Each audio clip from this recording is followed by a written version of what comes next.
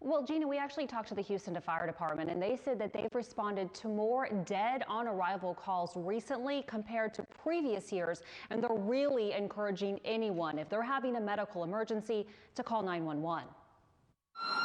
With COVID cases on the rise, there's a concern that people are afraid to go to the hospital when they have a medical emergency. Anecdotally, we hear that some people may not be calling 911 or waiting because they're afraid to go to the hospital because they think that's where the virus is.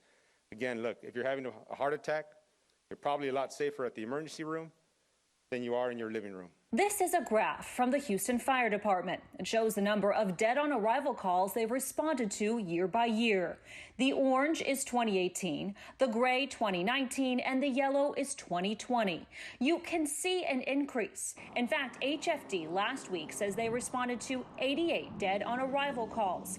That was double what it was from the same week a year before. So why the change? It's a fear factor of going to the hospital. People are afraid if they go to the emergency room, if it's for something else, or even if it's just a cough and they're not sure if they have coronavirus, then they're going to get it at the hospital, right?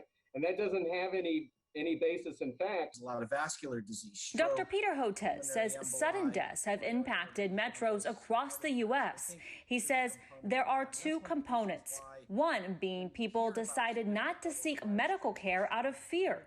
The other, he says, is the virus itself. Me up at night that really worry me is the strokes, the emboli, the heart attacks, and low oxygen levels.